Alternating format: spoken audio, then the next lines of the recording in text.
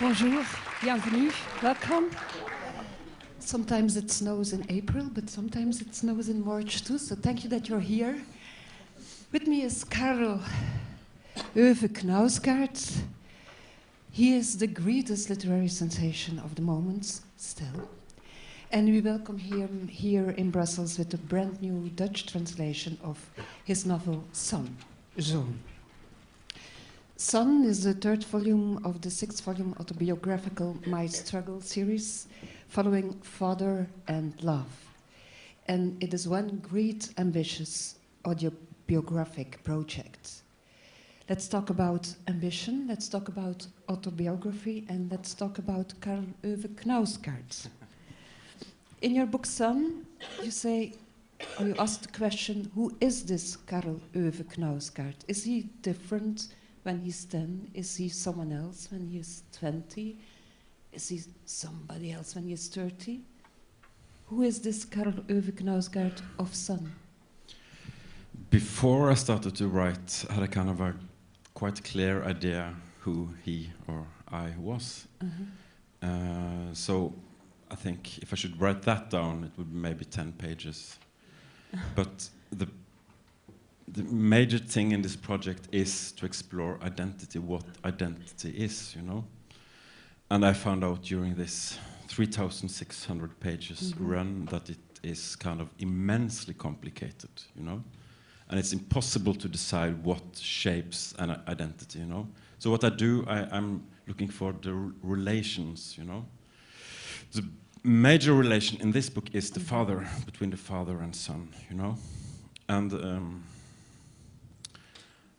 I think I knew who he was when I was 10, and I didn't ask about why he did behave like he did or anything like that. I just accepted him, you know. And then there was a kind of rebellion when I was 17, 18. I didn't want to have anything to do with him.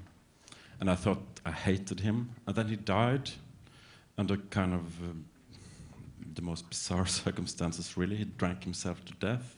So he fall, you know. And I thought I hated him. I thought I wanted him dead. But when I came to the house where he died, I was crying. And I didn't know why I was crying. And this is the starting point of the novel. Why did I cry? And then I became a father myself. And that changed everything, you know. Then, all of a sudden, he wasn't no longer a kind of a, you know, this godlike icon, statue, unmovable. I realized he was like me. He had his own feelings, his own desire. When he was 40, he wanted to leave the family because he got kids when he was 20. And he had to take care of us. And I think he had a life he didn't want to live, actually. It wasn't his life. He wanted something new. He ran away, he started to drink.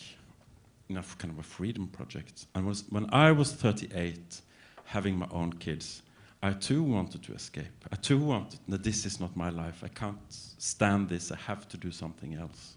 So the difference between the two of us is that he started to drink and I started to write.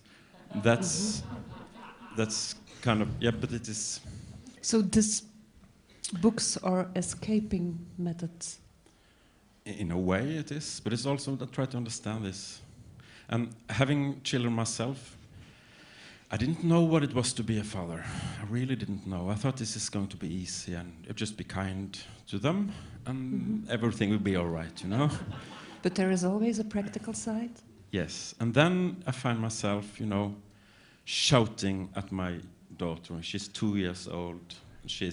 I think she's behaving the way she should not behave. And I mean, she's 2 years old, and I'm screaming to her, you know.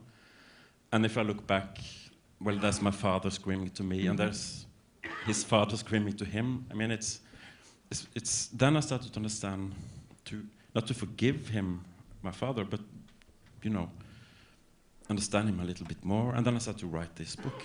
And to answer your question, it's an enormously different thing, being 10, being 20, being 30. You are yourself, but you are also the role. I mean, you are a man, that means something. You're a father, that means something. You're Norwegian, that means something. And it's this very complex materia. But what I found out is who's Karl Ove. That's maybe 2% or 1% who is exclusively me. Maybe not 1%, maybe maybe even less. That is, you know, exclusively me. The rest is culture. The rest is my father. The rest is all the other things. In this book, Son, you also describe how the zeitgeist is escaping and sculpting and doing everything with someone's identity. What influence had the zeitgeist of the 70s in Norway on you? I think it's very important. I think we tend to, you know, praise individuality and think we are unique. Of course, we are unique. But I think it's so strange, because if you go to the 60s, everybody seems to, they look the same, they have the same kind of opinions, you know. And then there is youth movement in 68, everybody's left-wing. No Marxists, Maoists, no one is Maoist, no one is Marxist. These things change. But we think it's kind of individual, but it's not. It's a collective movement. It's we, you know. One strange thing that have happened in Scandinavia, I don't know how it is here, but it's the role of the father have changed radically from my father's generation to my generation. Mm-hmm. So now it's you are basically have to be spending much more time with your children. You have to quit job, stay home with them alone, because it should be equal, you know. And everybody does this, and everybody is a father in a different way than our father was. And I got a letter the other day from a Swedish writer, and he said, "No, I've been reading 4 of your books, and I have to say, even though your father, you know, behaved very badly to you, mm-hmm. hurted you, I can't help having sympathy for him. I have sympathy for him, and I think you are more like him than you would like to admit." And he said, "I guess you are a good father, and obviously your father was not. But if your father had been a father today, he would have been behaving exactly like you, you know." There is a perspective there I like. Mm-hmm. It's kind of, you give away, what's the word, responsibility in a way, you know, to this we, this feeling of here and now, and we are in this together. But at the same time, I think it's true. I think individuality is overestimated wildly, I think. You were, as an individual, a very anxious young boy. Did this change? Yes, it did. I was crying a lot when I was a kid. Yeah, you were always crying. And I try to describe this in the book, mm-hmm. because it's crying without any real consequences. It just came easy. It's just a feeling, a way of expressing a feeling, you know. You have laughter and you have crying. And it was kind of a good thing, I think. It was, when you're a kid, you're very close to your feelings. That could be difficult, you know, because you can't sort them out. You know, you could be a mess for you. But then it's also a good thing to be close to your feelings. And to write is a kind of a way of going back to this state of mind, I think. And I try to do that in the book, because this is a book about youth, and it's really a book about joy. In my first novel, I wrote a sentence and said that nostalgia is shameless. Nostalgia is shameless? Yes, because even if you had a horrible childhood, you can get a kind of a really strong feeling of, you know, very good feelings if you smell something, you smell then, of something very, very good. And I wanted to explore what that good is. And that's just being a kid, I think. Everything you see for the first time. Every sensation is very strong. And I can see that in my own kids now. It seems like their lives are a lot more rich than my own life at the moment. So I think maybe childhood is the goal of humanity. We are here to take care of them, you know? But that's the thing, being a child. Mm-hmm. Because it's so, you're so close to your feelings and you're so close to the world. And this book is about joy, but it's also about fear, because I was very afraid of my father. And this is kind of a dynamic I wanted to explore to find out. So it starts out, I'm very afraid in the house, and I'm very happy outside of the house. In the end of the book, the fear inside has kind of changed the world outside. But I'm not afraid of these things anymore. But what happened to me was, in my later life, was that I led a lot of restrictions on my social life. I didn't dare to have friends, for instance, because they could say no to me, you know. So I have been kind of more and more solitary in my life. And I think that has to do with the relation to the father, you know, in a way. Yes, this was a very complicated relation. You already told us about that.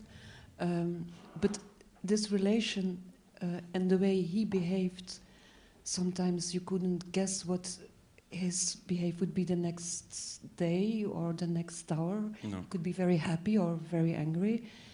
That shaped also you. So you became a little bit, let's say it very polite,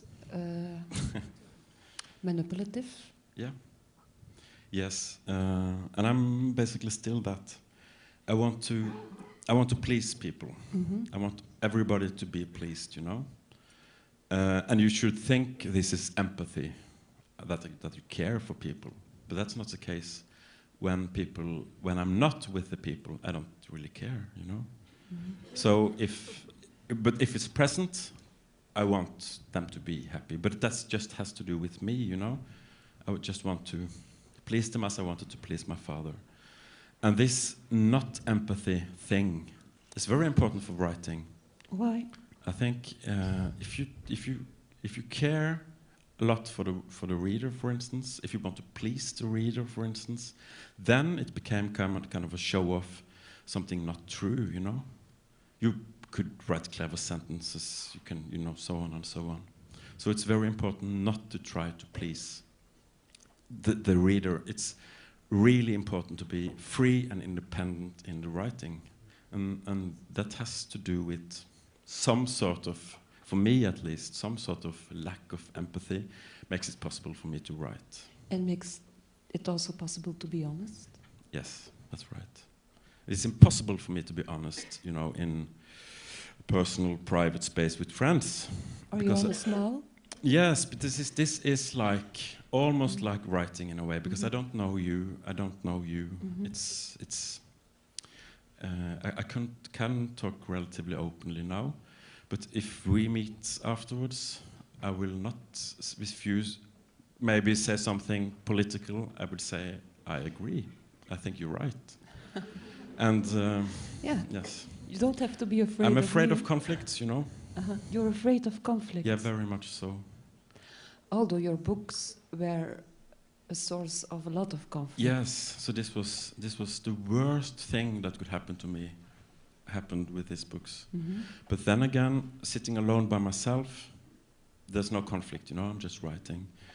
And people said to me, oh, you're so brave because you went through all this. But I wasn't brave, I was just, it was like hell, the things that happened. And I just have to wait. I knew it will go over in a year or two. People were very angry at me and so on and so on. So it has nothing to do with bravery, it has to do with an urge for freedom in writing, and then just wait till the consequences are gone, you know. But how honest can literature be? Literature, I think, is the place where the possibility for honesty is the greatest.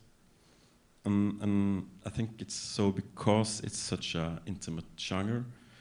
It is... You don't have anyone present when you're writing, you know? And you have someone present in your head, you know? There's always a we in the head, which it's a we that's in your head. That's morality, you know, or the ethics of the world. It's very strong. And if you cross that line, you feel ashamed. So shame is a kind of a mechanism to regulate the self in the society. So what I needed to do when I was writing is to get rid of that we in my head, to get rid of that, no, you can't do this, or what would they think if you wrote this, you know?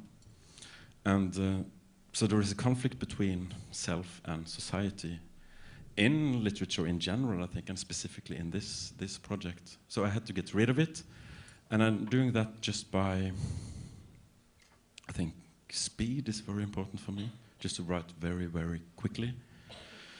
Almost escape from thoughts, escape from, yes, from the we. But every time I got into some, you know, controversial things, I could feel it in my body. It started to hurt in my body, you know. And so that was kind of what regulated the writing for me. If it hurts, okay, then it's dangerous. Then I have to be careful. Mm-hmm.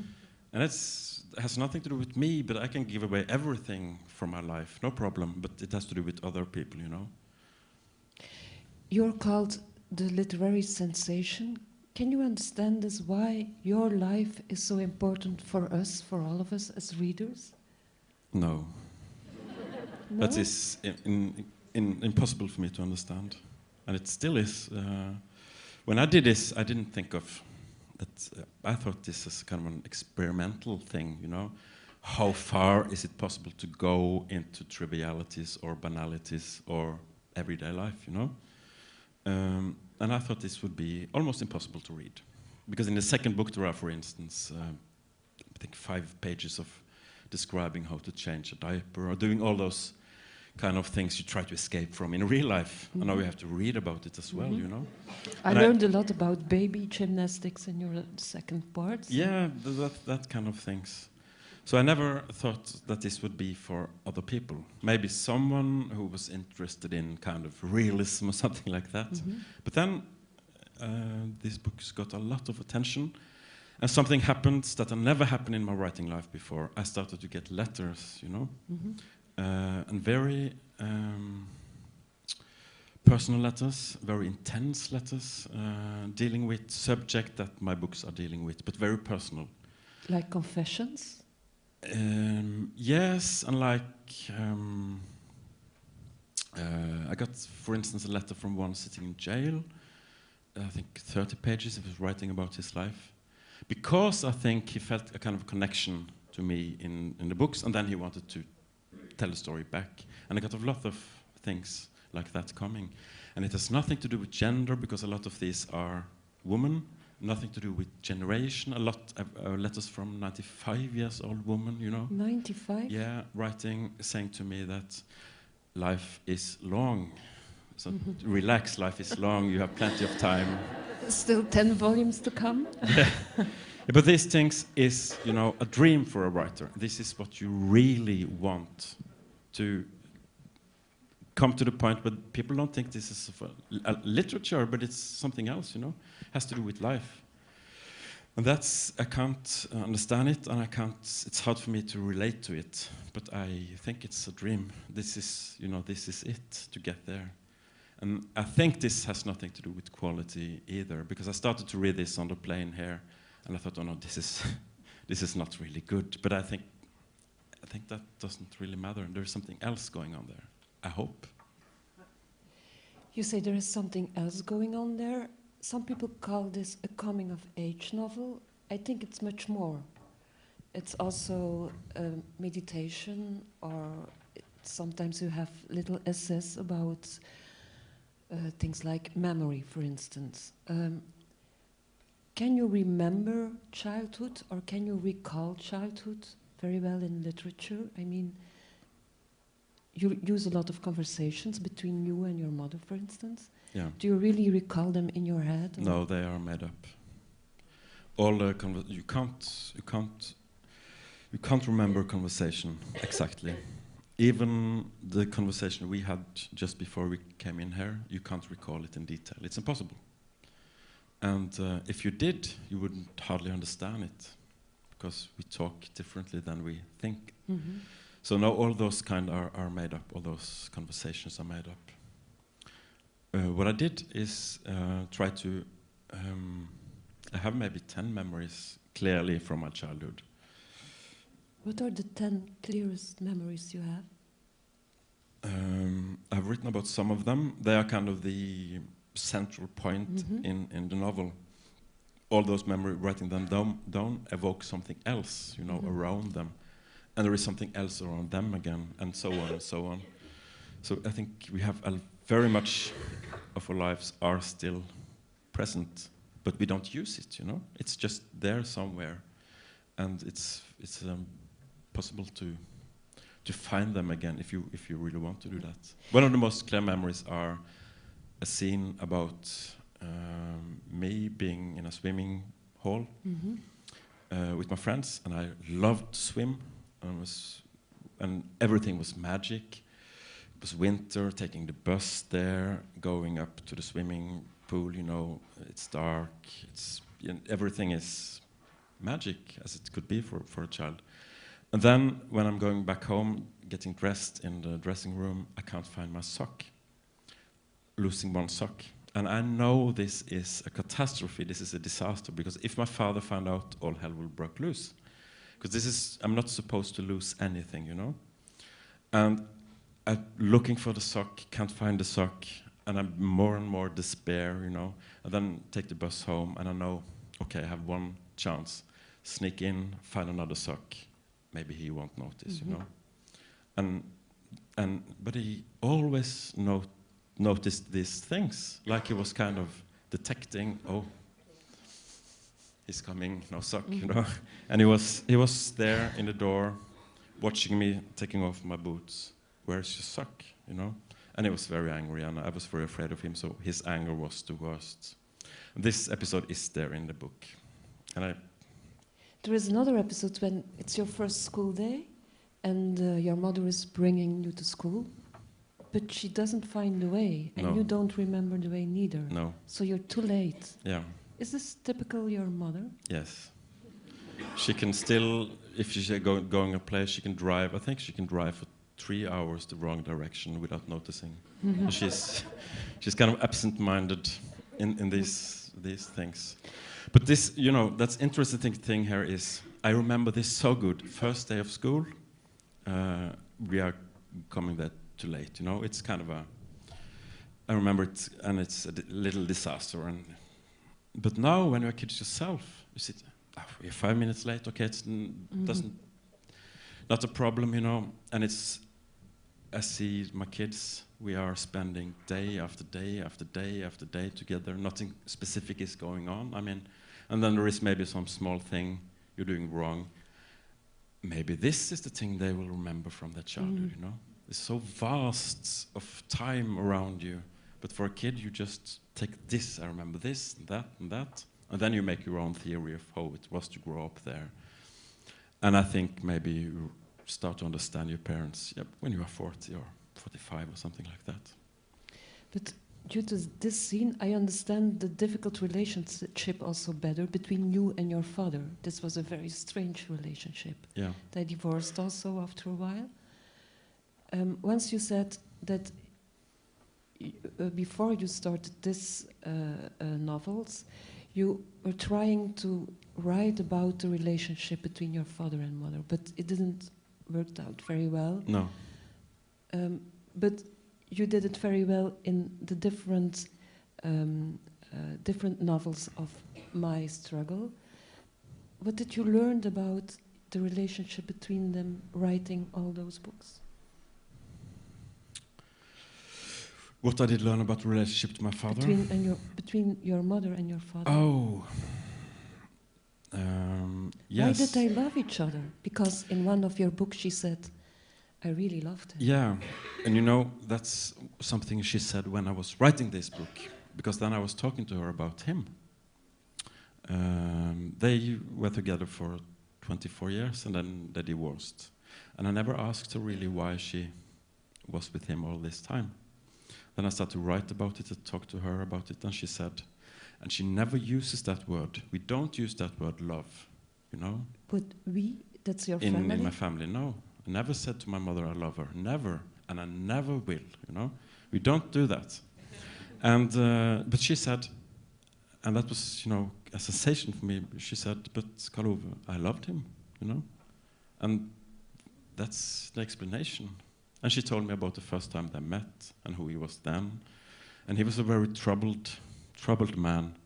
But he was still a man of, you know, format, she always said to me. He there was something to him, you know, and he was troubled, and but also, I think, yeah, there was a kind of mutual thing going on with them, which I couldn't see when I was a kid.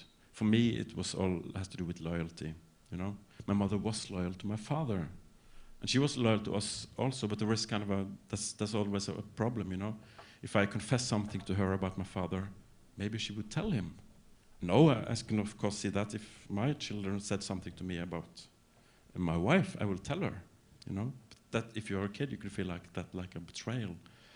And there was some episodes where I felt betrayed by my mother, but that was only because she was a parent with him, you know. Mm-hmm. So I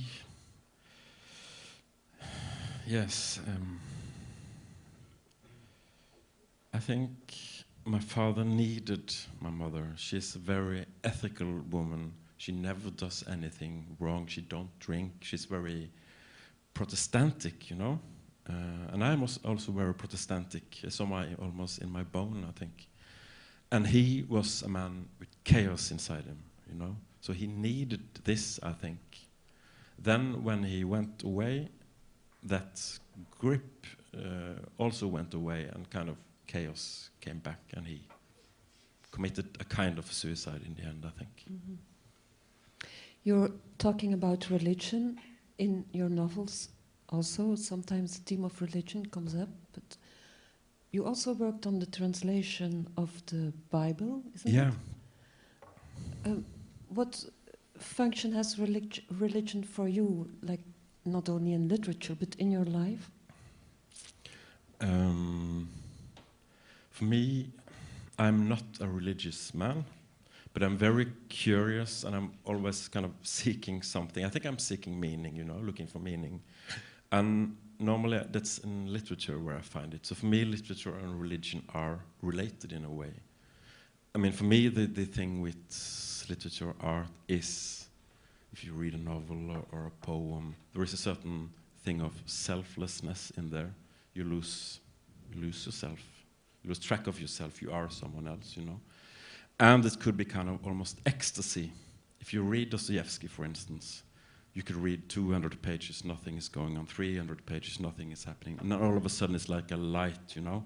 It's like something is, a cold light there. You don't know what it is, but you just want to read and read and read and read. You are in a center of something. And I think that is, you know, has to do something with religion in a way. So that's why my second novel was about angels. Mm-hmm. And that was the first time I was writing about the subject of religion. And what fascinated me was that the angels were half between, you know, the divine, immaterial, and the real material world. Mm-hmm. And I wanted to, just to look upon that differences. I mean, the main thing with Christianity is that God came and was flesh and blood, you know, was here among us in historic time, you know. That's a sensational concept, and it changed really everything and shaped Europe and the history of the world so dramatically. So just, okay, this is interesting, I want to write about it, you know. In one of your books, your friend is saying to you, you want to be a saint. Yeah. You have this Confessions of Augustine. Your books are, in a way, also confessions. For him to be a saint is not a compliment. Mm-hmm. For him, being a saint is something very bad, mm-hmm. something you should not be. Mm-hmm. But he think I got a complex, a kind of a saint complex, that I'm so ashamed, you know, of things I do, and I restrict myself so much. So for me, it's my only place where I can be free and not restricted are in writing and in drinking. That's the two places where I can be, you know, not a saint. And if I do that, if I drink, I am destroyed for the next week, even though if I didn't do anything wrong. Because just the idea of having no control over myself is very, very frightening and scary. It's frightening and scary, but you are trying to find it. You are trying to find a way not to control something. Yeah, in writing, that's the most important thing, mm-hmm. to get loose of control, mm-hmm. no control whatsoever. And that's very difficult to obtain, I think. But that's what writing is about. Then it's about to be free in writing, be free in your mind, be free in your thinking, you know. So that's a good thing. You were talking about childhood in this book also, in Sun. You describe the landscapes of your youth. You already said when you're young, when you're a child, everything is fresh, everything is new. So these impressions during your youth are very important. What importance had the landscapes of Norway for you as a person, the man who you became, the writer who you became? That's a very difficult question to answer, really, because what shapes you is you, and you can't see it, you know. To see it, you need a point outside of yourself, and you don't have that. So that's a very difficult question to answer. But I thought there should be more differences between, I mean, Belgium or the Netherlands and Norway. Maybe this book will be very difficult to read here because the culture is different, you know, and so on and so on. We also had the Formica tables where we ate in the 70s. I mean, the kitchen. Yeah, yeah, yeah, and it's much more alike than we like to think. But I met the translator of this book, Paula Stevens, in Oslo, and she had a lecture about how to translate mountains, heights into, you know, a flat landscape, which is very difficult because there's so many words that has to do with this thing, which I guess don't exist in this area. I hope she succeeded, yeah, but I think that was the challenge. That was the challenge for her. No, but in the Book of Angels, in the end, I wanted to retell the stories of the Bible, and I tried to do that in the, you know, in the desert or in the landscape of the Middle East. But I don't know it, so I wrote maybe camels, tents, sandals. What else is there? I don't know. No freedom for me, you know. I couldn't really retell it. So then I asked myself, what if I put the Bible into Norway? In Norway, what will happen? Yeah. I'm free. I know Norway. I can just write about it. It's Kain and Abel out in the woods, you know, and that thing I think was is interesting with the Bible because it's so old and it's so very, very different from us. I mean, different way of thinking, different way of living, you know. It's very strange. And if you read it, it looks like, the letters looks like, for me, like small bushes or small trees, so I don't understand it, you know. And then if you get a raw translation of it, that's also almost meaningless, you know. You can't almost understand it. But then, that's the distance. But then my grandparents, this was the world for them. I mean, they were really dominated by this book. So this was very close. And I just wanted to go in this closeness, distance, and try to open it up in a way. And those stories are fantastic, you know. Kain and Abel, it's just 8 lines in the Bible. 8 lines. And it's the story about brothers, you know, but it's 8 lines. It's so what I did, I tried to, everything is in those 8 lines has to be present in my book, but then I go in between them and, you know, make a kind of a novel. So 100 pages about Kain and Abel, which are very similar to me and my brother, I have to admit. Also in this book you are talking about your brother. Yeah. Your brother was very important for you as an example. Yeah. In this book. In your first book, he is also there, but in a different way. Yeah. What's the difference of the brother in your youth, so the comrade when you were young, and the elder brother, or when he was older? When I grew up, he was my older brother. Is 4 years older, and when you're a kid, that's a lot, you know. So he was my hero, I think. He was the best thing in my life. And I admired him. And he always did things before me, always knew how to do it. He introduced me to music, for instance. Yes, and football and all those things. And it remained like that when I was 16. He was still like that. But when I got in my 20s, then I went to his place. He was studying in Bergen. I started to study in Bergen. and everything became very complicated between us. I fell in love, for instance, with a girl, and he took her, and they were together, yeah. And we started a kind of competition, you know. And I was kind of getting more and more close to him intellectually, and things become very difficult then. I think the most easy thing would be if I'm his little brother and he's my older brother, and that's it. But then you again get kind of equal thing. I think it's not that problematic for him, but for me it was very problematic to see, okay, I'm as good as him. I don't like that. I want him to be better, you know. Then it's fixed and it's like it should be. I think that's a moment in everybody's life where you kind of, if you have a father or a mother, then you kind of, these things change and you realize they don't really know what they're doing. After all, I maybe know better. And that could be difficult to cope with, I guess. And you always stayed his little brother? That thing with he having this girlfriend who I loved for a year ended with me very dramatically. I was drunk. I took a glass and threw it in his face. So very aggressive act. And I thought, okay, this is unrepairable. We have to split, and he will never want to see me again. But he forgave me the next day, and then he was next day already. Yeah. And then he was back there, you know. And I still are dependent upon him. I still want him to deal with the difficult things in life for me. So it's complicated, but it's also good material for novels.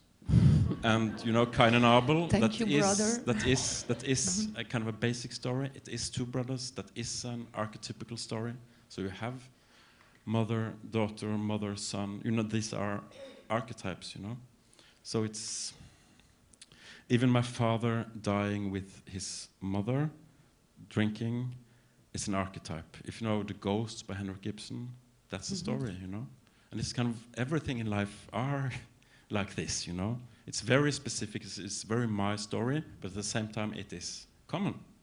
It's patterns, you see them everywhere.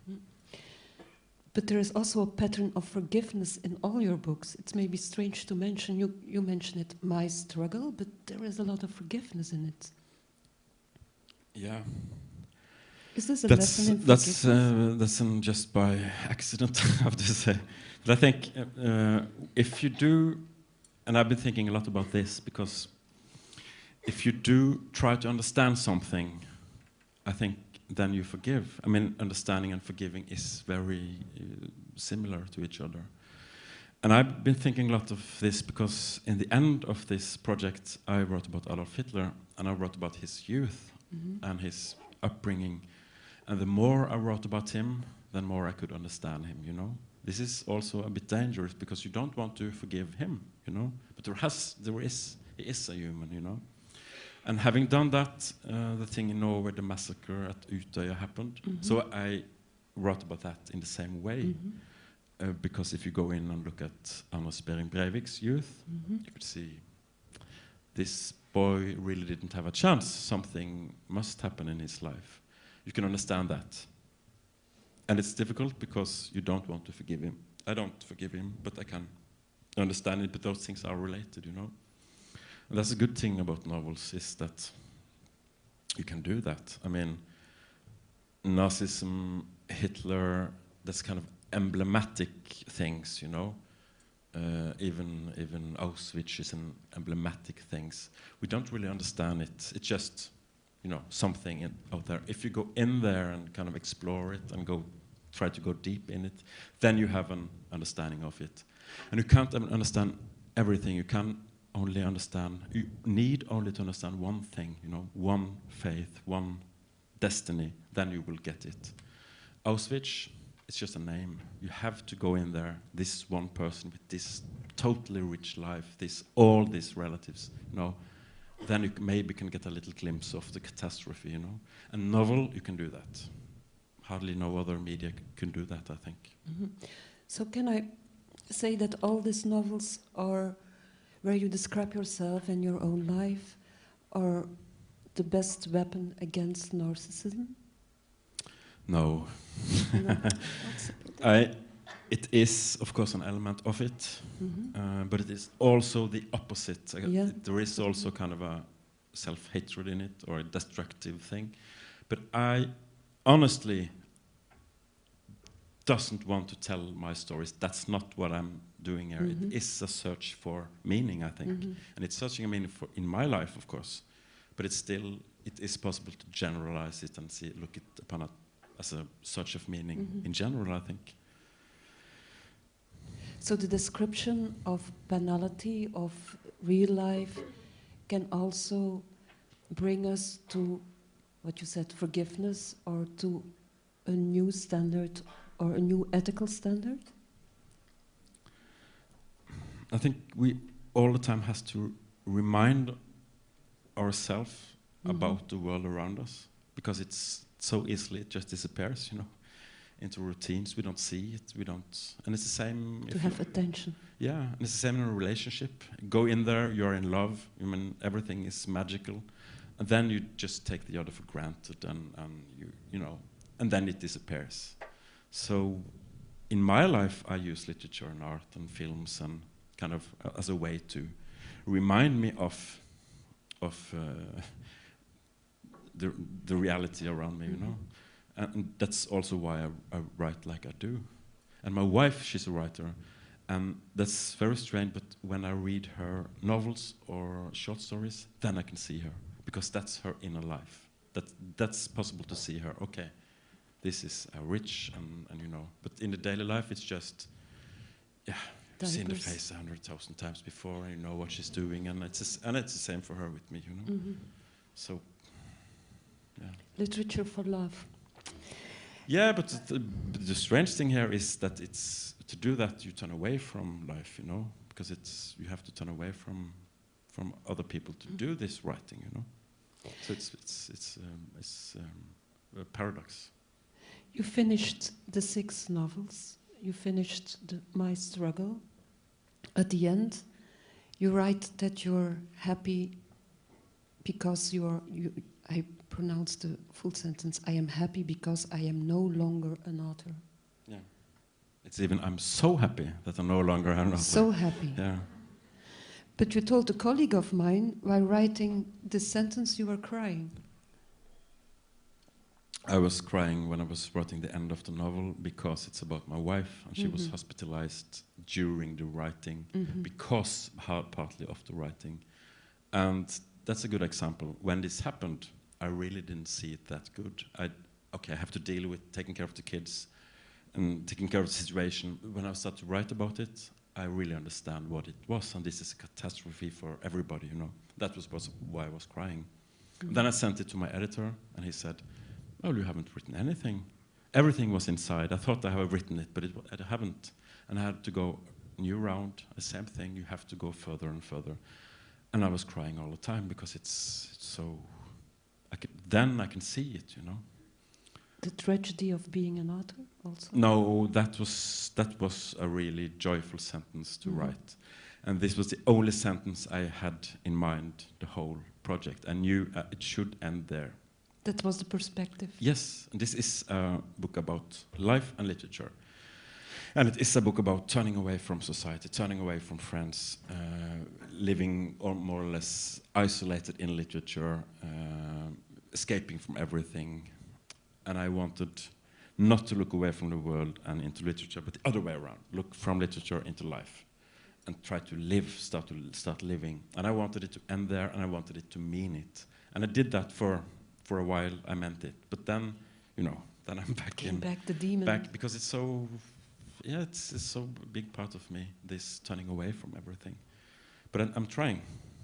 And there is also, this book is also about ambition. And it's a book about how many things that ambition can destroy, you know. And I wanted it just to end in a good place. But it is a new, and now you're writing a new book?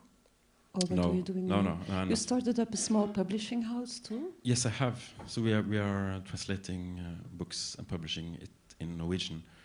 very small. It's 4 titles, 8 titles a year. But that's very fun. And it's a social thing. We are 4 or 5 people doing this. And I have been writing a collection of essays. And I'm writing film manuscript. So I'm doing a lot of things, but I do not write fiction or novels at the moment, at least. Okay, thank you, Karl Ove Knausgård. Thank you. Thank you very much for being so patient.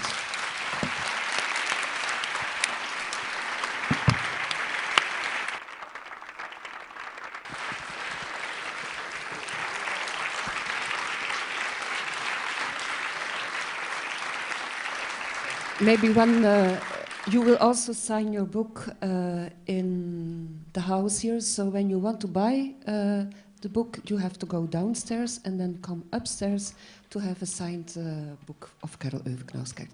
Applause again. Thank you. Thank you very much.